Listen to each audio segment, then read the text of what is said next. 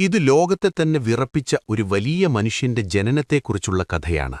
അത് മറ്റാരുമല്ല, ഹിജ്റ വർഷം റജബ് മാസത്തിലെ 13-ാം തീയതി ഈ ലോകത്തേക്ക് വന്ന ആ മഹാനായ വ്യക്തിയാണ്. അന്ന് അല്ലാഹുവിന്റെ കൽപ്പനപ്രകാരം വിശുദ്ധമായ കാബയുടെ ചുവരുകൾ പിളർന്ന് അദ്ദേഹത്തിന് വഴിയൊരുക്കി. അതെ, നമ്മൾ സംസാരിക്കുന്നത് അല്ലാഹുവിന്റെ സിംഹം എന്ന് വിളിക്കപ്പെടുന്ന ഹസ്രത്ത് അലിയെക്കുറിച്ചാണ്. അദ്ദേഹത്തിന്റെ ജനനം എങ്ങനെയായിരുന്നു? എന്തുകൊണ്ടാണ് ജനിച്ച സമയത്ത് അദ്ദേഹം കണ്ണുകൾ തുറക്കാതിരുന്നത്?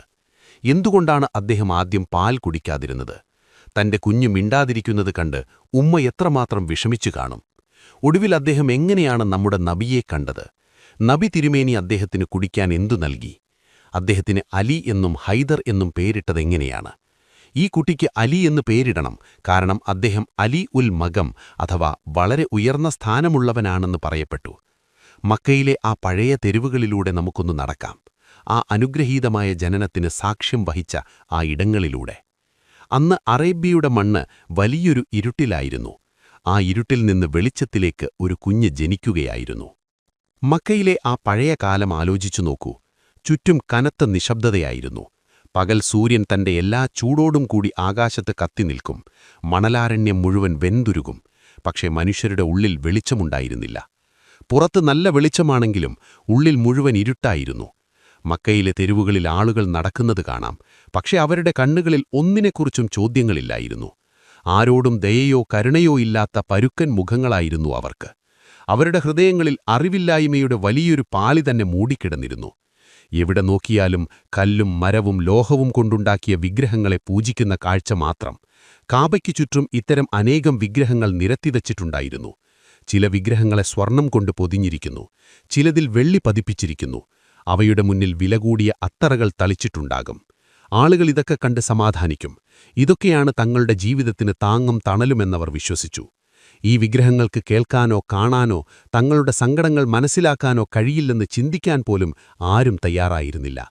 എന്തെങ്കിലും ചോദിക്കുന്നത് അന്ന് വലിയ തെറ്റായിട്ടാണ് കരുതിയിരുന്നത്. ചോദ്യം ചോദിച്ചാൽ നാശം ഉറപ്പായിരുന്നു. കാബയ്ക്കടുത്ത് എപ്പോഴും ആളുകളുടെ തിരക്കായിരിക്കും. അവർ പഴയ കാര്യങ്ങൾ തന്നെ പറഞ്ഞ് അവിടെ കൂടും. അന്ന് കാബയ്ക്കു ചുറ്റും കൂടിയിരിക്കുന്നവർ ഒരേ കാര്യങ്ങൾ തന്നെ ആവർത്തിക്കും. നമ്മുടെ പൂർവികർ ഈ ദൈവങ്ങളുടെ ശക്തിയിലാണ് ജീവിച്ചത്, നമ്മളും ഇവരെ വിശ്വസിച്ചേ പറ്റൂ എന്നൊരാൾ പറയുമ്പോൾ മറ്റൊരാൾ അതിന് ശരിവയ്ക്കും. ഈ വിഗ്രഹങ്ങളില്ലായിരുന്നെങ്കിൽ നമ്മുടെ വംശം എങ്ങനെ നിലനിൽക്കുമായിരുന്നു എന്നവർ അഹങ്കാരത്തോടെ പറയും. ഞങ്ങൾ ശക്തിയുള്ളവരാണ്, അതുകൊണ്ട് ഞങ്ങളുടെ ദൈവങ്ങളും ശക്തിയുള്ളവരാണെന്ന് പറഞ്ഞവർ ചിരിക്കും. ആരും ഇതിനെ എതിർക്കില്ല. അവിടെയിരിക്കുന്ന ഓരോരുത്തരും വിശ്വസിച്ചിരുന്നത് മറ്റുള്ളവരെ ഉപദ്രവിക്കുന്നതാണ് യഥാർത്ഥ കരുത്ത് എന്നാണ്. ആരുടെ കയ്യിൽ അധികാരമുണ്ടോ അവരാണ് ശരിയെന്നവർ കരുതി. അവരുടെ ഇടയിലിരിക്കുന്ന വയസ്സായവർ പോലും ഒന്നും ചോദിക്കില്ലായിരുന്നു. ലോകം എപ്പോഴും ഇങ്ങനെയായിരുന്നു. ശക്തരായവർ ഭരിക്കും, പാവപ്പെട്ടവർ അമർത്തപ്പെടും എന്നവർ വിശ്വസിച്ചു. നമ്മൾ ചെയ്യുന്നത് തെറ്റാണെന്ന് ആരുടെയും മനസ്സിൽ തോന്നിയില്ല. കാരണം തലമുറകളായി അന്യായത്തെ ന്യായമായി കണ്ടു വളർന്നവർക്ക് ശരിയും തെറ്റും തിരിച്ചറിയാനുള്ള ശേഷി നഷ്ടപ്പെട്ടിരുന്നു. ആ കാലത്ത് പാവപ്പെട്ടവരോടും തങ്ങളെക്കാൾ ശക്തി കുറഞ്ഞവരോടും കാണിക്കുന്ന ക്രൂരത ഒരു സാധാരണ കാര്യമായിരുന്നു. എന്റെ വാക്കിനെതിരെ നിൽക്കാൻ നിനക്ക് എത്ര ധൈര്യമുണ്ടെന്ന് പറഞ്ഞ് അധികാരമുള്ളവൻ പാവപ്പെട്ടവനെ ചവിട്ടി മെതിക്കും. പണമുള്ളവൻ പാവപ്പെട്ടവന്റെ അവകാശങ്ങൾ തട്ടിയെടുക്കുന്നത് വലിയ ബുദ്ധിയായി അവർ കണ്ടു. അടിമകളോട് അവർ കാണിക്കുന്ന ക്രൂരത കണ്ടാൽ ഏതൊരു മനുഷ്യനും കരഞ്ഞുപോകും. ദാഹം സഹിക്കാൻ വയ്യാതെ ഒരു തുള്ളി വെള്ളത്തിന് ചോദിക്കുന്ന അടിമയോട് പോലും അവർക്ക് ദയ തോന്നിയില്ല. ഞാൻ സമ്മതിക്കാതെ നിനക്ക് വെള്ളം കുടിക്കാൻ അവകാശമില്ലെന്ന് അവർ ആക്രോശിക്കും. മനുഷ്യത്വമെന്നത് അന്ന് മരിച്ചുപോയിരുന്നു. അടിമകളെ വെറും സാധനങ്ങളായിട്ടാണ് അവർ കണ്ടിരുന്നത്. വിൽക്കാനും വാങ്ങാനും തോന്നുമ്പോൾ നശിപ്പിക്കാനും പറ്റുന്ന വെറും സാധനങ്ങൾ. സ്ത്രീകളുടെ അവസ്ഥ അതിലും കഷ്ടമായിരുന്നു. അവർക്കൊന്നിനും അവകാശമില്ലായിരുന്നു. അവരെ ഒരു ഭാരമായിട്ടാണ് സമൂഹം കണ്ടിരുന്നത്. സ്ത്രീയെന്നാൽ വീടിനുള്ളിൽ ഇരിക്കേണ്ടവളും ആണുങ്ങളുടെ ഇഷ്ടങ്ങൾ നിറവേറ്റേണ്ടവളും മാത്രമാണെന്നവർ പറഞ്ഞു നടന്നു. പെൺകുട്ടികൾ ജനിക്കുന്നത് തന്നെ വലിയ നാണക്കേടായിട്ടാണെന്ന് കരുതിയിരുന്നത്. ഒരു വീട്ടിൽ പെൺകുഞ്ഞ് ജനിച്ചാൽ സന്തോഷത്തിനു പകരം വലിയ ദേഷ്യമാണുണ്ടാവുക. എനിക്കെന്റെ വംശം നിലനിർത്താൻ ആൺകുട്ടിയെയാണ് വേണ്ടതെന്ന് പറഞ്ഞ് അവർ സ്വന്തം ഭാര്യമാരോട് തട്ടിക്കയറും. ഈ പെൺകുഞ്ഞ് എന്തിനാണ് വന്നതെന്ന് ചോദിച്ച് അവർ അതിനെ ഇല്ലാതാക്കാൻ നോക്കും. എന്റെ കുഞ്ഞിനെ ഒന്നും ചെയ്യരുതേ എന്ന ഉമ്മമാർ കരഞ്ഞ് കാലുപിടിച്ചാലും അവർ കേൾക്കില്ല. ആ പിഞ്ചു കുഞ്ഞുങ്ങളെ ജീവനോടെ മണ്ണിൽ കുഴിച്ചുമൂടുന്നത് അന്ന് പതിവായിരുന്നു. ആ ഉമ്മമാരുടെ വേദനയ്ക്ക് ആ സമൂഹത്തിൽ ഒരു വിലയുമുണ്ടായിരുന്നില്ല. രാത്രിയായാൽ മക്കയിലെ തെരുവുകൾ ഭയാനകമായി മാറും. എവിടെയെങ്കിലും തീ കൂട്ടിയിട്ട് അതിനു ചുറ്റും ആളുകൾ കൂടിയിരിക്കും. അവിടെ മദ്യവും ചൂതാട്ടവും തകൃതിയായി നടക്കും. തങ്ങൾ ചെയ്യുന്ന തെറ്റുകളിൽ അവർക്ക് നാണക്കേട് തോന്നിയില്ല. പകരം അതൊക്കെ വലിയ കാര്യമായി അവർ പറഞ്ഞു നടന്നു. തെറ്റും ശരിയും തമ്മിലുള്ള വ്യത്യാസം ആരും ചിന്തിച്ചതേയില്ല. ഇന്ന് ഞാനൊരാളെ കൊള്ളയടിച്ചു എന്ന് ഒരാൾ പറയുമ്പോൾ മറ്റൊരാൾ താനിന്ന് അയൽക്കാരനെ അപമാനിച്ചു എന്ന് വീരവാദം മുടക്കും. ഇതൊക്കെ കേട്ട് അവർ ഉറക്കെ ചിരിക്കും. സത്യത്തിന്റെ ശബ്ദം അവിടെ ആരും കേൾക്കാൻ ആഗ്രഹിച്ചില്ല. ആരെങ്കിലും ചിന്തിക്കാൻ ശ്രമിച്ചാൽ തന്നെ അവരെ തടയാൻ ചുറ്റുമുള്ളവർ ശ്രമിക്കും. നീ അധികം ചിന്തിക്കാൻ പോകണ്ട, അങ്ങനെ ചെയ്താൽ നീ കുഴപ്പത്തിലാകും എന്നവർ മുന്നറിയിപ്പ് നൽകും. അതുകൊണ്ടുതന്നെ ആരും ഒന്നും ചോദിച്ചില്ല. തിന്നുക, കുടിക്കുക, അധികാരം കാണിക്കുക, മറ്റുള്ളവരെ അടിച്ചമർത്തുക, ഇതൊക്കെയാണ് ജീവിതമെന്നവർ കരുതി. ഖുറൈശികളിലെ നേതാക്കൾ തങ്ങളുടെ അധികാരത്തിൽ അഹങ്കരിച്ചു നടന്നു. അല്ലാഹുവിന്റെ പരിശുദ്ധമായ ഭവനമായ കാഅബ അന്ന് വിഗ്രഹങ്ങളുടെ താവളമായി മാറിയിരുന്നു. ഓരോ വംശത്തിനും അവരുടെ സ്വന്തം വിഗ്രഹങ്ങളുണ്ടായിരുന്നു. വിഗ്രഹങ്ങളുടെ പേരിൽ വലിയ കച്ചവടങ്ങൾ നടന്നു. അവിടെ നടക്കുന്ന ഓരോ ചടങ്ങുകളും ലാഭം നോക്കിയായിരുന്നു ചെയ്തിരുന്നത്. ഇതൊക്കെ വെറും അർത്ഥമില്ലാത്ത കാര്യങ്ങളാണെന്ന് ആരെങ്കിലും പറഞ്ഞാൽ അവരെ ശത്രുക്കളായി പ്രഖ്യാപിക്കും. ഞങ്ങളുടെ ജീവിതം ഈ വിഗ്രഹങ്ങളെ ആശ്രയിച്ചാണെന്ന് അവർ തറപ്പിച്ചു പറഞ്ഞു. യുവാക്കളും ഇതേ ചിന്താഗതിയിലാണ് വളർന്നത്. ഞങ്ങളുടെ വിഗ്രഹങ്ങളാണ് ഏറ്റവും വലുത്, ഞങ്ങളാണ് ഏറ്റവും ശക്തർ എന്നവർ പറഞ്ഞു നടന്നു. തങ്ങളെക്കാൾ ശക്തി കുറഞ്ഞവർക്ക് ജീവിക്കാൻ അവകാശമില്ലെന്നവർ വിശ്വസിച്ചു. നീതി എന്താണെന്നോ കരുണ എന്തിനാണെന്നോ ഉള്ള ചോദ്യങ്ങൾ ആരുടെയും ഉള്ളിലുണ്ടായിരുന്നില്ല. മക്കയിലെ ആ കാലത്ത് അറിവിനോ ബുദ്ധിക്കോ ഒരു വിലയുമുണ്ടായിരുന്നില്ല. വാളിന്റെ കരുത്തിനാണ് എല്ലാവരും വില നൽകിയിരുന്നത്. തങ്ങളുടെ വംശത്തെക്കുറിച്ചും കവിതകളെക്കുറിച്ചും അവർക്ക് വലിയ അഹങ്കാരമായിരുന്നു. എന്നാൽ സ്വഭാവഗുണമോ മര്യാദയോ അവർക്കന്യമായിരുന്നു. മനുഷ്യരുടെ ഹൃദയങ്ങൾ കല്ലുപോലെ കഠിനമായി മാറിയിരുന്നു. അവരുടെ മനസ്സാക്ഷി ഉറക്കത്തിലായിരുന്നു. ഈ ഇരുട്ട് എന്നും ഇങ്ങനെ തന്നെ തുടരുമെന്ന് അവർ വിശ്വസിച്ചു. എന്നാൽ പ്രകൃതിയുടെ നിശ്ചയം മനുഷ്യരുടെ ചിന്തകൾക്കും അപ്പുറത്തായിരുന്നു. ആ കനത്ത ഇരുട്ടിലും അറിവില്ലായ്മയുടെ നടുവിലും സമയം സാവധാനം കടന്നുപോയിക്കൊണ്ടിരുന്നു. വലിയൊരു മാറ്റം വരാൻ പോകുകയാണെന്ന് ആരും അറിഞ്ഞില്ല. ഒരു പുതിയ പ്രഭാതം അണിയറയിൽ ഒരുങ്ങുന്നുണ്ടായിരുന്നു. എല്ലാവരും വിഗ്രഹങ്ങളെ വിശ്വസിച്ചിരുന്ന, എല്ലാവരും ക്രൂരതയെ ശരിയെന്ന് കരുതിയിരുന്ന ആ സമയത്താണ് ലോകത്തെ മാറ്റിമറിക്കാൻ പോകുന്ന ആ കഥ തുടങ്ങുന്നത്. ഇരുട്ട് കൂടുന്തോറും വെളിച്ചം വരാനുള്ള സമയമടുക്കുന്നു എന്ന് പറയാറില്ലേ? അതുപോലെയായിരുന്നു അന്ന്. എങ്കിലും മക്കയിലെ തെരുവുകളിൽ അപ്പോഴും വിഗ്രഹങ്ങളുടെയും ക്രൂരതയുടെയും ശബ്ദങ്ങൾ തന്നെയായിരുന്നു മുഴങ്ങിയിരുന്നത്. ഓരോ ദിവസവും രാവിലെ കാബയ്ക്ക് ചുറ്റും ആളുകൾ കൂടും. ദൂരസ്ഥലങ്ങളിൽ നിന്ന് വന്നവർ തങ്ങളുടെ ദൈവങ്ങൾക്ക് മുന്നിൽ വണങ്ങും. ആളുകൾ തങ്ങളുടെ ദൈവങ്ങൾക്കായി അത്തറുകളും പട്ടുതുണികളും കൊണ്ടുവരും. തല കുനിച്ചു നിന്ന് അവർ പ്രാർത്ഥിക്കുന്നത് കാണാം. ഒരാൾ സുഹൃത്തിനോട് പറയുന്നത് കേൾക്കാം, ഇന്ന് ഞാൻ എൻ്റെ ദൈവത്തിന് വലിയൊരു വഴിപാട് നൽകിയിട്ടുണ്ട്, ഇനി എൻ്റെ കച്ചവടത്തിൽ നല്ല ലാഭമുണ്ടാകും. ഇത് കേട്ട് സുഹൃത്ത് പറയും, നീ ചെയ്തത് വളരെ നല്ല കാര്യമാണ്. ദൈവങ്ങളെ സന്തോഷിപ്പിക്കുന്നവർക്ക് മാത്രമേ വിജയിക്കാൻ കഴിയൂ. വലിയൊരു കാര്യം ചെയ്തു തീർത്ത ആശ്വാസത്തിൽ അവർ നെടുവീർപ്പിടും. കാഅബയുടെ ചുവരുകൾ ഇതിനെല്ലാം സാക്ഷിയായിരുന്നു. പണ്ട് ഇബ്രാഹിം നബി അവിടെ നിന്ന് പ്രാർത്ഥിച്ചത് ആ ചുവരുകൾ കേട്ടിട്ടുണ്ട്. ഞങ്ങളുടെ രക്ഷിതാവേ, ഞങ്ങളെ നിനക്ക് കീഴൊതുങ്ങുന്നവരാക്കേണമേ എന്നും ഞങ്ങളുടെ തലമുറകളിൽ നിനക്ക് വേണ്ടി ജീവിക്കുന്ന ഒരു വിഭാഗത്തെ ഉണ്ടാക്കേണമേ എന്നും അദ്ദേഹം പ്രാർത്ഥിച്ചിരുന്നു. എന്നാൽ ഇപ്പോൾ അവിടെ കേൾക്കുന്നത് വിഗ്രഹങ്ങളെ സ്തുതിക്കുന്ന ശബ്ദങ്ങളാണ്. ആ ചുവരുകൾക്ക് സംസാരിക്കാൻ കഴിഞ്ഞിരുന്നെങ്കിൽ ഒരുപക്ഷേ അവ കരഞ്ഞുപോയേനെ. കല്ലുകൾ മിണ്ടാതെ നിന്നു. മനുഷ്യരും തങ്ങളുടെ മനസാക്ഷിയുടെ ശബ്ദം കേൾക്കാതെയായി. സത്യത്തിന്റെ വെളിച്ചം എവിടെയോ ആഴത്തിൽ കുഴിച്ചു മൂടപ്പെട്ട പോലെ തോന്നി. എങ്കിലും ചാരത്തിനടിയിൽ മറഞ്ഞിരിക്കുന്ന തീക്കനൽ പോലെ ആ സത്യം അവിടെയുണ്ടായിരുന്നു. മക്കയിലെ ചന്തകൾ എപ്പോഴും തിരക്കുപിടിച്ചതായിരുന്നു. കുടുസായ തെരുവുകളിൽ കടകൾ നിരനിരയായി ഇരിക്കുന്നുണ്ടാകും. വസ്ത്രങ്ങളുടെയും തുകലിന്റെയും മണം അവിടെ എപ്പോഴുമുണ്ടാകും. ഒട്ടകങ്ങളുടെ കഴുത്തിലെ മണിയുടെ ശബ്ദവും ആളുകളുടെ ബഹളവും അവിടെ നിറഞ്ഞു നിൽക്കും. മക്കയിലെ ചന്തയിൽ ആളുകൾ സത്യം ചെയ്തും കള്ളം പറഞ്ഞും കച്ചവടം നടത്തും. മക്കയുടെ യഥാർത്ഥ അടയാളം ഈ കല്ലുകളുടെ താഴെ പെട്ടുപോയ പോലെ തോന്നി. ആ ചന്തയുടെ ഒരു മൂലയിൽ അത്തറ് വിൽക്കുന്ന ഒരാളുടെ കടയുണ്ടായിരുന്നു. ദൂരെ നിന്ന് തന്നെ ആ മണം കാരണം ആ കട തിരിച്ചറിയാൻ പറ്റും. കടയിൽ ചെറിയ കുപ്പികളിൽ പല നിറത്തിലുള്ള അത്തറുകൾ നിരത്തിവെച്ചിട്ടുണ്ടാകും. ചിലത് നല്ല കട്ടിയുള്ള കുങ്കുമ നിറത്തിൽ, ചിലത് സ്വർണ്ണ നിറത്തിൽ, ചിലതാകട്ടെ വെള്ളം പോലെ തെളിഞ്ഞതും. ആ കച്ചവടക്കാരൻ അല്ലാഹുവിന്റെ പേരല്ല, പകരം വിഗ്രഹങ്ങളുടെ പേരു പറഞ്ഞാണ് കച്ചവടം ചെയ്യുന്നത്. അവൻ ഉറക്കെ വിളിച്ചു പറയും, വരുവിൻ സഹോദരങ്ങളെ, വില കുറഞ്ഞതല്ലെങ്കിലും നല്ല അസ്സൽ അത്തർ വാങ്ങിപ്പോകൂ. ഇത് വെറുമൊരു മണമല്ല, ദൈവങ്ങളെ പൂജിക്കാൻ വേണ്ടിയുണ്ടാക്കിയതാണ്. ആരുടെയെങ്കിലും ആഗ്രഹം നടക്കാതെയിരിക്കുന്നുണ്ടെങ്കിൽ ഈ അത്തർ വാങ്ങി ഉപയോഗിക്കൂ. പ്രാർത്ഥനകൾ സ്വീകരിക്കപ്പെടാൻ ഈ സുഗന്ധം സഹായിക്കും. പെട്ടെന്ന് വരുവിൻ, വൈകിയാൽ പിന്നെ സങ്കടപ്പെടേണ്ടിവരും. കടക്കാരന്റെ ഈ വാക്കുകൾ കേട്ട് ആളുകൾ അവിടെ തടിച്ചുകൂടും. ആ സമയത്ത് ഒരാൾ അവിടെ വന്നു നിന്നു. അയാളുടെ മുഖത്ത് വലിയ വിഷമമുണ്ടായിരുന്നു. അയാൾ ചോദിച്ചു, ഈ അത്തർ വാങ്ങിയാൽ എന്റെ ആഗ്രഹം നടക്കുമോ? എന്റെ മോന്റെ ആരോഗ്യത്തിനു വേണ്ടി പ്രാർത്ഥിക്കാൻ ദൂരെ നിന്ന് വരുന്നതാണ് ഞാൻ. ആ അത്തർ വിൽക്കുന്നവൻ ചിരിച്ചുകൊണ്ടൊരു കുപ്പി എടുത്തുകൊടുത്തു. നീ ഈ അത്തർ വിഗ്രഹത്തിൽ പുരട്ടിയാൽ ദൈവം സന്തോഷിക്കും. നിന്റെ സങ്കടങ്ങൾ അദ്ദേഹം കേൾക്കും. ഈ അത്തറില്ലാതെ ഒന്നും നടക്കില്ല. ആ മനുഷ്യൻ ഒന്നും ചിന്തിച്ചില്ല. വേഗം പണം നൽകി ആ കുപ്പി വാങ്ങി കഅബയിലേക്ക് ഓടി. അവിടെയുണ്ടായിരുന്ന ഒരു വിഗ്രഹത്തിനു മുന്നിൽ അയാൾ ആ അത്തർ തളിച്ചു. ആ മണം അവിടെയെല്ലാം പടർന്നു. അയാൾ കൈകൾ ഉയർത്തി കണ്ണുകൾ അടച്ച് ഉറക്കെ പ്രാർത്ഥിക്കാൻ തുടങ്ങി. ഹേ ദൈവമേ, നീ രോഗികളെ സുഖപ്പെടുത്തുന്നവനാണെന്ന് ഞാൻ കേട്ടിട്ടുണ്ട്. എന്റെ മകൻ കുറേ കാലമായി സുഖമില്ലാതെ ഇരിക്കുകയാണ്. അവനെ നീ മാറ്റിക്കൊടുക്കണം. അവൻ സുഖമായാൽ നിനക്ക് മുന്നിൽ 100 നാണയങ്ങൾ ഞാൻ നൽകാം. ആ കല്ല് തന്റെ പ്രാർത്ഥന കേൾക്കുമെന്ന് അയാൾ വിശ്വസിച്ചു. പക്ഷെ ആ വിഗ്രഹത്തിന് അയാളുടെ കണ്ണീരോ വേദനയോ മനസ്സിലായില്ല. അത് വെറും മിണ്ടാതെ നിന്നു. ആളുകൾ അയാളെ കടന്നുപോയിക്കൊണ്ടിരുന്നു. ആർക്കും അതൊരത്ഭുതമായി തോന്നിയില്ല. കാരണം അന്ന് എല്ലാവരുടെയും വിശ്വാസം അങ്ങനെയായിരുന്നു.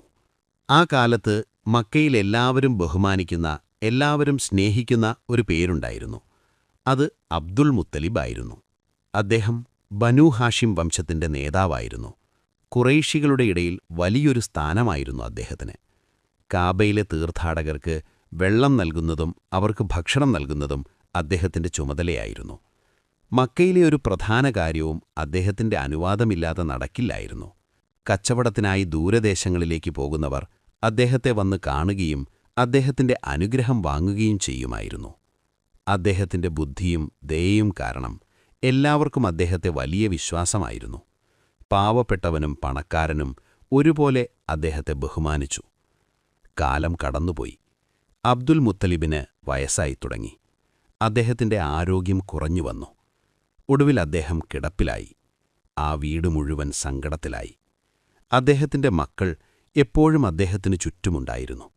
പക്ഷെ അദ്ദേഹത്തിന്റെ ഉള്ളിൽ വലിയൊരു വിഷമം തന്റെ ചെറിയ പേരക്കുട്ടിയായ മുഹമ്മദിനെ ഓർത്തായിരുന്നു. ആ കുഞ്ഞിന്റെ ഉപ്പയും ഉമ്മയും നേരത്തെ തന്നെ മരിച്ചുപോയിരുന്നു. ഒരു ദിവസം അദ്ദേഹം തന്റെ മകനായ അബൂതാലിബിനെ അരികിലേക്ക് വിളിച്ചു. ശബ്ദം കുറവായിരുന്നെങ്കിലും അദ്ദേഹത്തിന്റെ വാക്കുകളിൽ വലിയ അർത്ഥമുണ്ടായിരുന്നു. അദ്ദേഹം പറഞ്ഞു, മുഹമ്മദ് എന്റെ പേരക്കുട്ടി മാത്രമല്ല, എന്റെ ജീവന്റെ കഷ്ണമാണ്. എന്റെ മകൻ അബ്ദുള്ളയുടെയും മരുമകൾ ആമിനയുടെയും അടയാളമാണവൻ. എനിക്ക് ശേഷം ഈ കുഞ്ഞിന്റെ സംരക്ഷണവും വളർത്തലും നിന്റെ ചുമതലയാണ്. ഇതൊരു വലിയ അമാനത്താണ്. നീ ഇത് സത്യസന്ധമായും സ്നേഹത്തോടെയും ചെയ്യണം. എന്റെ മുഹമ്മദിന് ഒരു വിഷമവുമുണ്ടാകരുത്. അവന്റെ കണ്ണുകളിൽ ഒരു തുള്ളി കണ്ണീർ വീഴുന്നതുപോലും എനിക്ക് സഹിക്കാൻ കഴിയില്ല. വാപ്പയുടെ ഈ വാക്കുകൾ കേട്ട് അബൂതാലിബ് വികാരാധീനനായി. അദ്ദേഹത്തിന്റെ കണ്ണുകൾ നിറഞ്ഞു. അദ്ദേഹം തന്റെ വാപ്പയ്ക്ക് ഉറപ്പു നൽകി, ഞാൻ എന്റെ മക്കളേക്കാൾ കൂടുതൽ ഈ കുഞ്ഞിനെ സ്നേഹിക്കും. അവനെ ഞാൻ എപ്പോഴും സംരക്ഷിക്കും. ആരും അവനെ ഉപദ്രവിക്കാൻ ഞാൻ സമ്മതിക്കില്ല. വാപ്പയ്ക്ക് ഒരു പരാതിക്കും ഞാൻ ഇടം നൽകില്ല. ഒരു മകൻ അച്ഛന് നൽകിയ വാക്ക് മാത്രമായിരുന്നില്ല അത്. ചരിത്രത്തിലെ വലിയൊരു മാറ്റത്തിന്റെ തുടക്കമായിരുന്നു. ആ ഉറപ്പ് കിട്ടിയതോടെ അബ്ദുൽ മുത്തലിബ് സമാധാനത്തോടെ ഈ ലോകത്തോട് വിട പറഞ്ഞു. അദ്ദേഹം മരിച്ച വാർത്ത മക്കയിൽ പടർന്നപ്പോൾ എല്ലായിടത്തും സങ്കടമായി. അദ്ദേഹത്തിന്റെ മൃതദേഹം മക്കയിലെ തെരുവുകളിലൂടെ കൊണ്ടുപോയപ്പോൾ വയസ്സായവരും യുവാക്കളും ഒരുപോലെ കരഞ്ഞു. നഗരത്തിന് താങ്ങായിരുന്ന ആ നിഴൽ നഷ്ടപ്പെട്ട പോലെ എല്ലാവർക്കും തോന്നി. ഒടുവിൽ അദ്ദേഹത്തെ ജന്നത്തുൽ മുഅല്ലായിൽ ഖബർ ചെയ്തു. മുഅല്ലയിലടക്കം ചെയ്തു. മക്കയെ നയിച്ച, ലോകം കണ്ട വലിയൊരു രഹസ്യം കാത്തുസൂക്ഷിക്കാൻ ചുമതലപ്പെടുത്തിയ ആ മഹാനായ വ്യക്തിയുടെ ഓർമ്മകൾ ഇന്നും അവിടെ നിലനിൽക്കുന്നു. അബ്ദുൽ മുത്തലിബിന്റെ മരണശേഷം മക്കയിൽ വലിയൊരു നിശബ്ദത പടർന്നു. എല്ലാവരെയും ചേർത്തുപിടിക്കാൻ കഴിയുന്ന അത്ര വലിയൊരു നേതാവ് അന്നവിടെ ഇല്ലായിരുന്നു. ഓരോ വംശത്തിനും അവരുടെ നേതാക്കളുണ്ടായിരുന്നെങ്കിലും അബ്ദുൽ മുത്തലിബിനെപ്പോലെ ഒരാളുണ്ടായിരുന്നില്ല. ആ സമയത്താണ് ബനൂ ഹാഷിം വംശത്തിന്റെ നേതൃത്വം ആരേറ്റെടുക്കും എന്ന ചോദ്യം വന്നത്. പണവും ശക്തിയും കൊണ്ടല്ല ഒരാൾ നേതാവാകേണ്ടത് എന്ന വംശത്തിലെ ആളുകൾക്കറിയാമായിരുന്നു. അതുകൊണ്ടുതന്നെ എല്ലാവരുടെയും ശ്രദ്ധ അബൂതാലിബിലേക്ക് തിരിഞ്ഞു. അദ്ദേഹം അബ്ദുൽ മുത്തലിബിന്റെ മകനായിരുന്നു, അനുഭവമുള്ളവനായിരുന്നു. അദ്ദേഹം വലിയ പണക്കാരനായിരുന്നില്ല എങ്കിലും അദ്ദേഹത്തിന്റെ സത്യസന്ധതയും മര്യാദയും എല്ലാവർക്കും അറിയാമായിരുന്നു. അങ്ങനെ ബനൂ ഹാഷിം വംശത്തിന്റെ നേതൃത്വം അദ്ദേഹത്തിന്റെ കൈകളിൽ വന്നു. ആരും അതിനെ എതിർത്തില്ല. കാരണം അദ്ദേഹം തന്റെ പിതാവിന്റെ വഴിയിലാണ് നടക്കുന്നത് എന്നെല്ലാവർക്കും അറിയാമായിരുന്നു. മക്കയിൽ അബൂതാലിബെന്ന് കേട്ടാൽ ബഹുമാനവും വിശ്വാസവും ഒരുപോലെ ആളുകളുടെ ഉള്ളിൽ വരും. അദ്ദേഹം ഖുറൈശികളുടെ നേതാവായി, ബനൂ ഹാഷിം കുടുംബത്തിന്റെ സംരക്ഷകനായി. അദ്ദേഹത്തിന്റെ മുഖത്ത് അധികാരത്തിന്റെ അഹങ്കാരമില്ലായിരുന്നു. പകരം വലിയൊരു ഉത്തരവാദിത്തം ഏറ്റെടുത്തവന്റെ ഗൗരവമുണ്ടായിരുന്നു. തെരുവുകളിലൂടെ അദ്ദേഹം നടന്നുപോകുമ്പോൾ ആളുകൾ ബഹുമാനത്തോടെ വഴിമാറിക്കൊടുക്കും. ഇദ്ദേഹത്തിന്റെ വാക്ക് സത്യമാണ്, ഇദ്ദേഹം എപ്പോഴും നല്ലതേ ചെയ്യൂ എന്ന ആളുകൾ തമ്മിൽ പറയും. ശത്രുക്കൾ പോലും അദ്ദേഹത്തെ ഭയപ്പെട്ടിരുന്നു. ഒരു ദിവസം ഖുറൈശികളിലെ ചിലർ സംസാരിച്ചുകൊണ്ടിരിക്കുകയായിരുന്നു. ഒരാൾ പറഞ്ഞു, ബനൂ ഹാഷിം വംശത്തിന്റെ കയ്യിൽ പണമില്ല, അവരുടെ കച്ചവടം പഴയതുപോലെയല്ല. അപ്പോൾ മറ്റൊരാൾ പറഞ്ഞു, പണമില്ലെങ്കിലും അബൂതാലിബിന്റെ സ്ഥാനം ഇപ്പോഴും മുകളിലാണ്. അദ്ദേഹത്തിന്റെ വംശക്കാർ അദ്ദേഹത്തെ ജീവനേക്കാൾ സ്നേഹിക്കുന്നു. അബൂതാലിബ് ഒരിക്കലും അന്യായത്തിന്റെ കൂടെ നിൽക്കില്ലെന്ന് ശത്രുക്കൾക്കും അറിയാമായിരുന്നു. പണമല്ല, സ്വഭാവഗുണമാണ് യഥാർത്ഥ നേതൃത്വമെന്ന് അദ്ദേഹം കാണിച്ചുകൊടുത്തു. അദ്ദേഹത്തിന്റെ ജീവിതം വളരെ ലളിതമായിരുന്നു. ക്ഷമയും അതിഥികളെ സൽക്കരിക്കുന്നതുമായിരുന്നു അദ്ദേഹത്തിന്റെ പ്രധാന ഗുണം. അദ്ദേഹത്തിന്റെ വീടെപ്പോഴും അതിഥികൾക്കായി തുറന്നിട്ടിട്ടുണ്ടാകും. ആര് വന്ന് വിളിച്ചാലും അദ്ദേഹം വെറും കൈയോടെ വിടില്ല. വീട്ടിൽ കഴിക്കാനൊന്നുമില്ലെങ്കിൽ പോലും അദ്ദേഹം ഉള്ളത് കൊടുക്കും. ഒരു രാത്രിയിൽ മക്കയിലെ തെരുവുകൾ ഉറങ്ങിക്കിടക്കുമ്പോൾ ദൂരെ നിന്ന് വന്ന ഒരു യാത്രക്കാരൻ വഴിതെറ്റി അവിടെയെത്തി. വിശപ്പും ദാഹവും കാരണം അയാൾ തളർന്നിരുന്നു. അയാൾ പല വാതിലുകളിലും മുട്ടിനോക്കി, പക്ഷെ ആരും തുറന്നില്ല. ഒടുവിൽ അബൂതാലിബിന്റെ വീടിന് മുന്നിലെത്തി. ചെന്നു മുട്ടിയപ്പോൾ അദ്ദേഹം വാതിൽ തുറന്നു. ആ യാത്രക്കാരന്റെ അവസ്ഥ കണ്ടപ്പോൾ അദ്ദേഹം ഒന്നും ചോദിക്കാതെ അകത്തേക്ക് വിളിപ്പിച്ചു. അന്ന് വീട്ടിൽ കുറച്ച് ഈന്തപ്പഴവും വെള്ളവും മാത്രമേ ഉണ്ടായിരുന്നുള്ളൂ. അത് അദ്ദേഹം ആ അതിഥിക്ക് സന്തോഷത്തോടെ നൽകി. ആ അതിഥി അത്ഭുതത്തോടെ ചോദിച്ചു, നിങ്ങൾ എന്ത് കഴിക്കും? ഉള്ളത് മുഴുവൻ എനിക്ക് തന്നാൽ നിങ്ങൾ പട്ടിണി കിടക്കില്ലേ? അബൂതാലിബ് ചിരിച്ചുകൊണ്ട് പറഞ്ഞു, അല്ലാഹു എല്ലാം കാണുന്നവനാണ്, അവൻ ഞങ്ങൾക്ക് വഴി കാണിച്ചു തരും. ആ വാക്കുകളിൽ വലിയൊരു വിശ്വാസമുണ്ടായിരുന്നു. അത് വെറും കാണിക്കലല്ലായിരുന്നു, ഉള്ളിൽ നിന്നുള്ള ഉറപ്പായിരുന്നു. നീതിയും മനുഷ്യത്വവും നിറഞ്ഞ ആ സ്വഭാവമായിരുന്നു അദ്ദേഹത്തെ എല്ലാവരിലും പ്രിയപ്പെട്ടവനാക്കിയത്. അദ്ദേഹം ധീരനുമായിരുന്നു. വാളെടുക്കുന്നതിനു മുൻപ് അദ്ദേഹം സാഹചര്യം ചിന്തിക്കും. പക്ഷെ സത്യത്തിനു വേണ്ടിയാണെങ്കിൽ അദ്ദേഹം ആരെയും ഭയക്കില്ല. ഖുറൈശികൾക്കറിയാമായിരുന്നു അബൂതാലിബിനോട് കളിക്കുന്നത് എളുപ്പമല്ലെന്ന്. ഒരു യുദ്ധമുണ്ടായാൽ അദ്ദേഹം തന്റെ കുടുംബത്തിന് കാവലായി അവസാന ശ്വാസം വരെ നിൽക്കും. വീട്ടിൽ അദ്ദേഹം വളരെ സൗമ്യനായിരുന്നു. കുട്ടികളോട് സ്നേഹത്തോടെ സംസാരിക്കും. പണമല്ല, സ്വഭാവമാണ് വേണ്ടതെന്ന് അദ്ദേഹം തന്റെ മക്കളെ പഠിപ്പിച്ചു. രാത്രിയിൽ അദ്ദേഹം ഒറ്റയ്ക്കിരുന്ന് ചിന്തിക്കാറുണ്ട്. ഈ നഗരത്തിൽ എന്നാണൊരു മാറ്റം വരിക എന്ന് അദ്ദേഹം ആലോചിക്കും. എന്നാണൊരു നീതി പുലരുക എന്ന് അദ്ദേഹം പ്രത്യാശിച്ചു. അബൂതാലിബിന്റെ വീട് ഫാത്തിമ ബിൻത് അസദിന്റെ സാന്നിധ്യം കൊണ്ട് വലിയൊരനുഗ്രഹമായിരുന്നു. അവർ വെറുമൊരു സാധാരണ സ്ത്രീയല്ലായിരുന്നു. ആ കുടുംബത്തിന്റെ ആത്മാവായിരുന്നു അവർ. അവരുടെ ബുദ്ധിയും ക്ഷമയും മക്കയിൽ പാട്ടായിരുന്നു. അബൂതാലിബിന്റെയും ഫാത്തിമ ബിൻത് അസദിന്റെയും വിവാഹം അബ്ദുൽ മുത്തലിബിന്റെ താൽപര്യപ്രകാരമാണ് നടന്നത്. ആഘോഷങ്ങളോ ബഹളങ്ങളോ ഇല്ലാതെ വളരെ ലളിതമായിരുന്നു ആ വിവാഹം. കുടുംബത്തിലെ മുതിർന്നവർ ഒത്തുചേർന്ന് അല്ലാഹുവിന്റെ പേരു പറഞ്ഞ് ആ ബന്ധമുറപ്പിച്ചു. ആ ദമ്പതികൾ സ്നേഹത്തിന്റെയും സേവനത്തിന്റെയും മാതൃകയായി ജീവിച്ചു. ഫാത്തിമ ബിൻത് അസദ് ആ വീടിനെ ഒരു സങ്കേതമാക്കി മാറ്റി. അവിടെ ബന്ധങ്ങൾക്കും സ്നേഹത്തിനും വലിയ വിലയുണ്ടായിരുന്നു. അവരെക്കുറിച്ച് ആളുകൾ സംസാരിക്കുന്നത് ബഹുമാനത്തോടെയാണ്. അധികാരം കൊണ്ടല്ല, മറിച്ച് സ്വഭാവത്തിന്റെ പരിശുദ്ധി കൊണ്ടാണ് അവർ അറിയപ്പെട്ടത്. ഇസ്ലാമിക ചരിത്രത്തിൽ അവർക്ക് വലിയൊരു സ്ഥാനമുണ്ട്. ലോകത്തിന്റെ നേതാവായ മുഹമ്മദ് നബി തന്റെ കുട്ടിക്കാലവും യൗവനവും ചെലവഴിച്ചത് അവരുടെ തണലിലായിരുന്നു. സ്വന്തം ഉമ്മയെപ്പോലെയാണ് അവർ നബിയെ നോക്കിയത്. ആ സ്നേഹത്തിന് പകരം വയ്ക്കാൻ മറ്റൊന്നുമില്ല. നബിയെ അവർക്ക് ജീവനായിരുന്നു. അതുപോലെ തന്നെ അല്ലാഹുവിന്റെ സിംഹം എന്ന് വിളിക്കപ്പെട്ട അലിയുടെ ഉമ്മയാകാനുള്ള ഭാഗ്യവും അവർക്ക് ലഭിച്ചു. അലിയെ വളർത്തിയത് ആ പരിശുദ്ധമായ മടിത്തട്ടിലായിരുന്നു. അബൂതാലിബും ഫാത്തിമയും തമ്മിൽ വലിയൊരാത്മബന്ധമുണ്ടായിരുന്നു. ഏത് കാര്യവും അവർ പരസ്പരം ചോദിക്കും. ഒരു ദിവസം അബൂതാലിബ് പറഞ്ഞു, ചില കച്ചവടക്കാർ നമ്മളോട് സഹായം ചോദിക്കുന്നുണ്ട്. അപ്പോൾ ഫാത്തിമ പറഞ്ഞു, അത് നമ്മുടെ മര്യാദയ്ക്ക് നിരക്കാത്തതാണെങ്കിൽ അത്തരം ലാഭം നമുക്ക് വേണ്ട. മര്യാദയില്ലാത്ത പണം നമുക്കെന്തിനാണെന്ന് അവർ ചോദിച്ചു. അബൂ താലിബ് അത് ശരിവെച്ചു. അഹങ്കാരമില്ലാത്ത ജീവിതമായിരുന്നു അവരുടേത്. വസ്ത്രങ്ങൾ ലളിതമായിരുന്നു. വീട്ടിൽ കുറച്ചു പാത്രങ്ങൾ മാത്രമേ ഉണ്ടായിരുന്നുള്ളൂ. എങ്കിലും അവരുടെ ഹൃദയം വളരെ വലുതായിരുന്നു. അയൽക്കാർ ചോദിക്കും, ഒരു നേതാവിന്റെ ഭാര്യയായിട്ടും എന്തിനാണ് നിങ്ങൾ ഇത്ര ലളിതമായി ജീവിക്കുന്നത് എന്ന്. അപ്പോൾ ഫാത്തിമ ചിരിച്ചുകൊണ്ട് പറയും, അധികാരം ഉള്ളിലുണ്ടാകേണ്ട ഒന്നാണ്. അത് വസ്ത്രത്തിൽ കാണിക്കേണ്ടതില്ല. നല്ല സ്വഭാവം എവിടെയും തിളങ്ങും. ആ വാക്കുകൾ മറ്റുള്ളവർക്ക് വലിയൊരു പാഠമായിരുന്നു. ഉപദേശം ചോദിച്ചു വരുന്നവരോട് അവർ പറയും, വീട് നിലനിൽക്കുന്നത് ക്ഷമയിലും സ്നേഹത്തിലുമാണ് എന്ന്. ഇത് വീട്ടിൽ ഐശ്വര്യം കൊണ്ടുവരും. ഓരോ പ്രഭാതത്തിലും മക്കയിലെ തെരുവുകളിൽ ആളുകൾ കാണും. പക്ഷെ അവരുടെ ലക്ഷ്യം അല്ലാഹുവിനെ പൂജിക്കലല്ലായിരുന്നു. വിഗ്രഹങ്ങൾക്ക് മുന്നിൽ പാലൊഴിക്കാനും പൂക്കൾ വയ്ക്കാനും അവർ മത്സരിച്ചു. പെണ്ണുങ്ങൾ തങ്ങൾക്ക് മക്കളുണ്ടാകാൻ വിഗ്രഹങ്ങളോട് കരഞ്ഞു ചോദിക്കും. ഞാൻ ഒട്ടകങ്ങളെ ബലി നൽകാമെന്നവർ നേർച്ച നേരും. കച്ചവടത്തിൽ ലാഭം വേണമെന്ന ആണുങ്ങൾ ചോദിക്കും. കാബ അവരുടെ മുന്നിലുണ്ടെങ്കിലും അവരുടെ ശ്രദ്ധ മുഴുവൻ ഈ വിഗ്രഹങ്ങളിലായിരുന്നു. ആളുകൾ വിഗ്രഹങ്ങളോട് സംസാരിക്കുന്നത് ഫാത്തിമ ബിൻ അസദ് കണ്ടു നിൽക്കും. പക്ഷെ അവർ ഒരിക്കലും ആ വിഗ്രഹങ്ങൾക്ക് മുന്നിൽ തല കുനിച്ചില്ല. അവർക്ക് കാബയോടായിരുന്നു കടപ്പാട്. കാബയെ നോക്കുമ്പോൾ അവരുടെ ഉള്ളിൽ വലിയൊരു ബഹുമാനം വരും. കല്ലുകളല്ല, അതുണ്ടാക്കിയവനാണ് വലിയവനെന്നവർ വിശ്വസിച്ചു. അല്ലാഹുവിന്റെ വലിയൊരു തീരുമാനമായിരുന്നു അവരെ ഇത്ര വലിയൊരു ഭാഗ്യത്തിന് ഉടമയാക്കുക എന്നത്. ആ സമയത്ത് ഫാത്തിമ ബിൻ അസദ് ഗർഭിണിയായിരുന്നു. പക്ഷെ ഈ ഗർഭകാലം മറ്റുള്ളവയെപ്പോലെ അല്ലായിരുന്നു. മുമ്പും അവർക്ക് മക്കളുണ്ടായിരുന്നു, താലിബ്, അക്കീൽ, ജാഫർ, ഉമ്മുഹാനി എന്നിവർ. എങ്കിലും ഇത്തവണ അവർക്കുള്ളിൽ വലിയൊരു സമാധാനവും വെളിച്ചവും തോന്നി. എന്തോ വലിയൊരു കാര്യം നടക്കാൻ പോകുന്നുവെന്നവരുടെ മനസ്സു പറഞ്ഞു. അവർ തന്റെ വയറിൽ കൈവച്ച് പ്രാർത്ഥിക്കും, എന്റെ നാഥ, ഈ കുഞ്ഞിനെ നീ സംരക്ഷിക്കണമേ എന്ന്. അബൂ താലിബ് അവരെ നോക്കുമ്പോൾ അദ്ദേഹത്തിന്റെ കണ്ണുകളിലും ആ ബഹുമാനമുണ്ടായിരുന്നു. അദ്ദേഹത്തിനും അറിയാമായിരുന്നു വലിയൊരു അതിഥി വരാനിരിക്കുന്നുവെന്ന്. മക്കയിലെ സ്ത്രീകൾ തമ്മിൽ സംസാരിക്കുന്നത് ഫാത്തിമ കേട്ടു. ഫാത്തിമയുടെ മുഖത്തിപ്പോൾ വലിയൊരു വെളിച്ചമാണല്ലോ എന്നവർ അത്ഭുതപ്പെട്ടു. അവർക്ക് ഗർഭമുണ്ടെങ്കിലും വിഗ്രഹങ്ങളെ കാണാൻ പോകാത്തതിൽ മറ്റുള്ളവർക്ക് പരാതിയുണ്ടായിരുന്നു.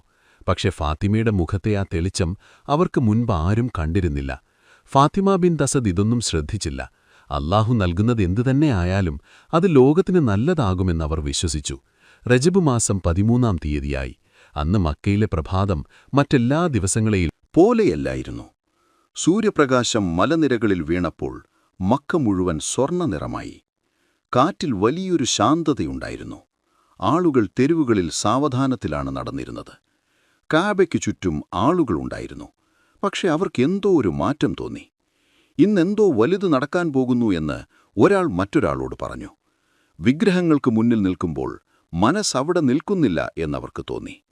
പ്രകൃതി പോലും ആരോ വരാൻ കാത്തു നിൽക്കുന്നതുപോലെ തോന്നി. ആളുകൾ കാബയുടെ ഭിത്തിയിൽ തൊട്ടുനിന്നു.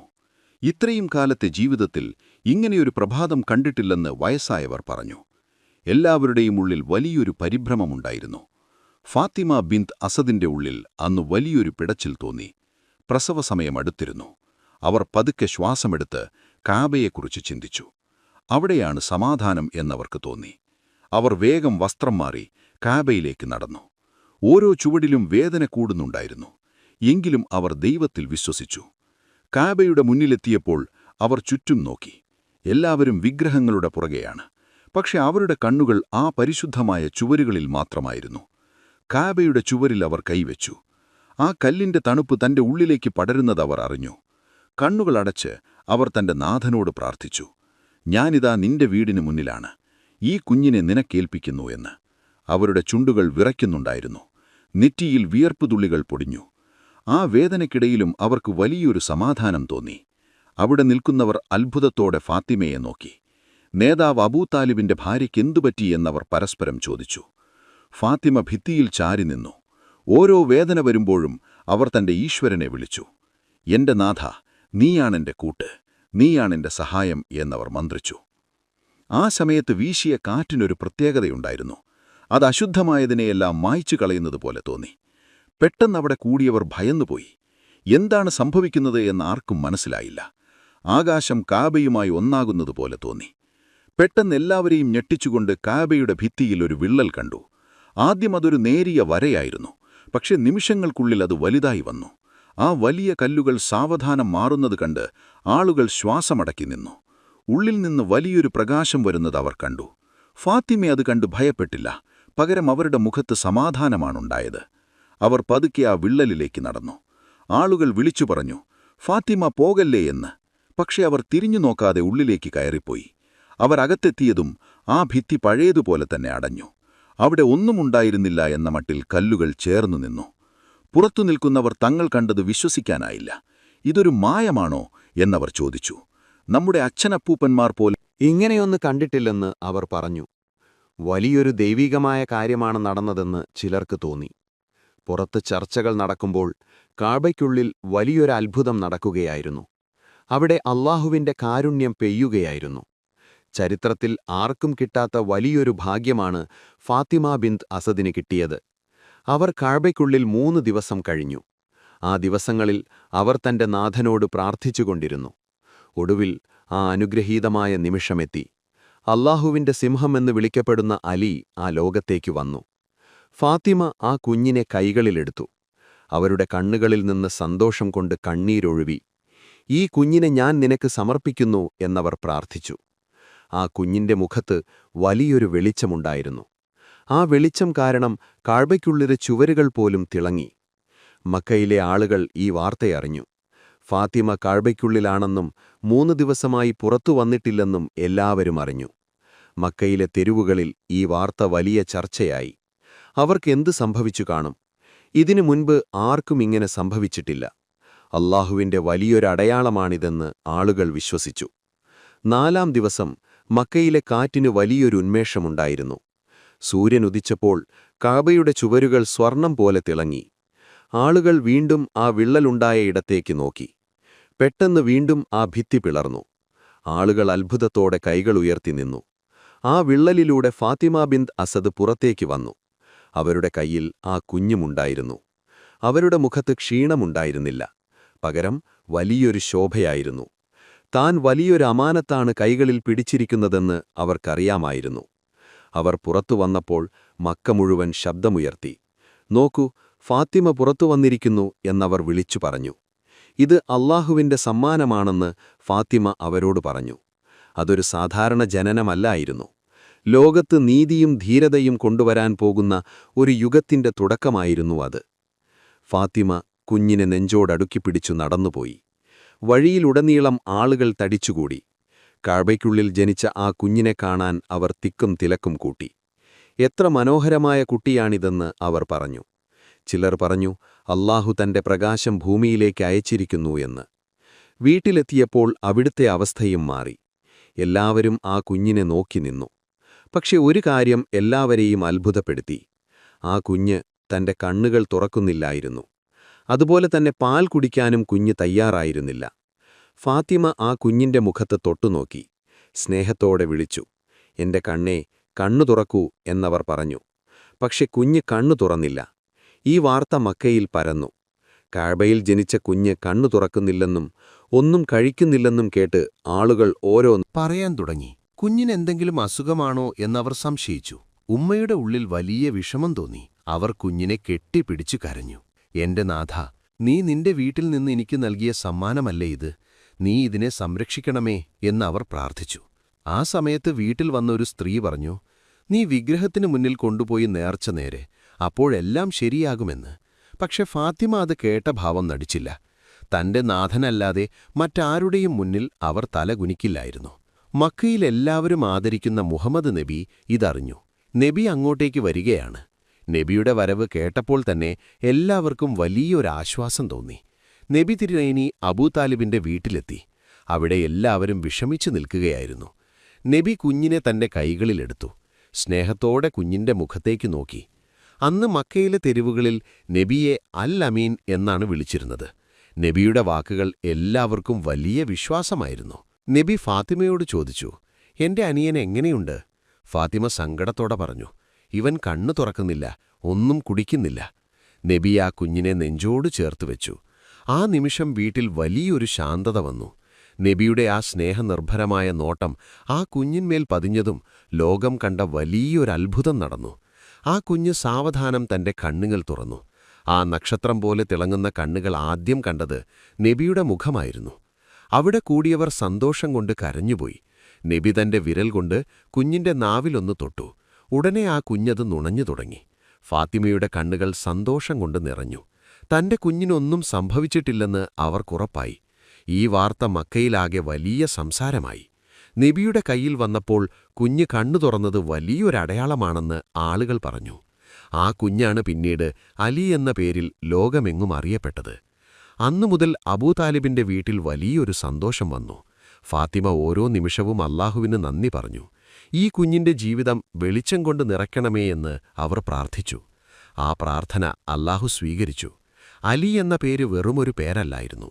അക്കാലത്ത് മക്കയിൽ കുഞ്ഞുങ്ങൾക്ക് പേരിടുന്നത് വിഗ്രഹങ്ങളുടെ മുന്നിൽ വെച്ചായിരുന്നു. പക്ഷെ ഫാത്തിമ ബിന്ത് അസദ് അതിന് സമ്മതിച്ചില്ല. അവർ തന്റെ കുഞ്ഞിനെ വിഗ്രഹങ്ങളുടെ അടുത്തേക്ക് കൊണ്ടുപോയില്ല. വലിയ നേതാവിന്റെ കുഞ്ഞായിട്ടും അവർ ആ പഴയ ആചാരങ്ങൾ മാറ്റിവെച്ചു. കുട്ടിക്ക് എന്തു പേരിടും എന്നെല്ലാവരും ആലോചിച്ചു. ഫാത്തിമ തന്റെ ഭർത്താവിനോട് ചോദിച്ചു. അബൂതാലിബ് പറഞ്ഞു, എന്റെ ഉള്ളിൽ പല പേരുകൾ വരുന്നുണ്ട്, പക്ഷേ ഒന്നും ഉറപ്പിക്കാൻ പറ്റുന്നില്ല. ഫാത്തിമ പറഞ്ഞു, എന്റെ വാപ്പയുടെ പേരായ ഹൈദർ എന്നിട്ടാലോ? ഹൈദർ എന്നാൽ സിംഹം എന്നാണ് അർത്ഥം. അബൂതാലിബ് അത് നല്ലതാണെന്ന് പറഞ്ഞു. എങ്കിലും ആ പേരിൽ എന്തോ ഒരു കുറവുപോലെ അബൂതാലിബിന് തോന്നി. ആ രാത്രിയിൽ അബൂതാലിബിന് ഒരു സ്വപ്നമുണ്ടായി. ഒരു ശബ്ദം കേട്ടു, ഈ കുട്ടിക്ക് അലി എന്ന് പേരിടണം എന്ന്. അലി എന്നാൽ ഉയർന്നവൻ എന്നാണ് അർത്ഥം. രാവിലെ അദ്ദേഹം ഈ കാര്യം നബിയോട് പറഞ്ഞു. നബി അത് കേട്ട് പുഞ്ചിരിച്ചുകൊണ്ട് പറഞ്ഞു, അല്ലാഹു ഈ കുഞ്ഞിന് സ്വയം പേരിട്ടിരിക്കുന്നു. അങ്ങനെ ആ കുഞ്ഞിന് അലി എന്ന് പേരിട്ടു. ആ പേര് മക്കയിലെ തെരുവുകളിൽ മുഴങ്ങി. വിഗ്രഹങ്ങളില്ലാത്ത കാബയിൽ ജനിച്ച അലി. ആളുകൾ ആ പേര് ആദരവോടെ വിളിച്ചു. കുഞ്ഞുങ്ങളുടെ ചുണ്ടുകളിൽ പോലും ആ പേര് വന്നു. ഫാത്തിമ തന്റെ മോനെ സ്നേഹത്തോടെ അലി എന്ന് വിളിച്ചു. ആ വിളിക്കുമ്പോൾ അവരുടെ ഉള്ളിൽ വലിയൊരു സമാധാനം വന്നു. അലി എന്ന ഓരോ അക്ഷരത്തിലും വലിയൊരു അനുഗ്രഹം ഒളിഞ്ഞിരിക്കുന്നതായി അവർക്ക് തോന്നി. ഫാത്തിമ തന്റെ മോനെ വളർത്തിയത് വളരെ ശ്രദ്ധിച്ചായിരുന്നു. അവർ കാബയുടെ അടുത്തേക്ക് കുഞ്ഞിനെയും കൊണ്ട് നടക്കാൻ പോകും. വഴിയിൽ കാണുന്നവർ ഈ കുഞ്ഞിനെ നോക്കി നിൽക്കും. അല്ലാഹുവിന്റെ വലിയൊരു കാരുണ്യമാണിതെന്ന് ഫാത്തിമ എപ്പോഴും പറയും. വിഗ്രഹങ്ങളോട് അവർക്കെന്നും വെറുപ്പായിരുന്നു. നീ ഈ കല്ലുകളല്ല ആരാധിക്കേണ്ടത്, നിന്നെ സൃഷ്ടിച്ചവനെയാണെന്ന് അവർ കുഞ്ഞിനോട് പറയും. മക്കയിലെ ആളുകൾക്ക് ഫാത്തിമയുടെ ഈ രീതി മനസ്സിലായില്ല. അവർ വിഗ്രഹങ്ങളെ ഭയപ്പെട്ടു. പക്ഷേ അബൂതാലിബിന്റെ കുടുംബത്തെ ആരും ഒന്നും പറയാൻ ധൈര്യപ്പെട്ടില്ല. അങ്ങനെ അലി എന്ന മഹാനായ മനുഷ്യന്റെ ജീവിതം ആ പരിശുദ്ധമായ മണ്ണിൽ വളർന്നു. അദ്ദേഹത്തിന്റെ ധീരതയും നീതിയും ലോകത്തിന് വലിയൊരു മാതൃകയായി. ഇത്രയും വിശുദ്ധമായ ജനനത്തിന് സാക്ഷ്യം വഹിച്ച ലോകം അദ്ദേഹത്തെ ഇന്നും ഓർക്കുന്നു. അല്ലാഹുവിന്റെ സിംഹം എന്ന് വിളിക്കപ്പെടുന്ന ഹസ്രത്ത് അലിയുടെ കഥ ഇങ്ങനെയാണ് തുടങ്ങുന്നത്. അദ്ദേഹത്തിന്റെ ജീവിതത്തിലെ ഓരോ നിമിഷവും സത്യത്തിനുവേണ്ടിയായിരുന്നു. ഇതുപോലെയുള്ള ചരിത്രകഥകൾ കേൾക്കാനായി സബ്സ്ക്രൈബ് ചെയ്യുക.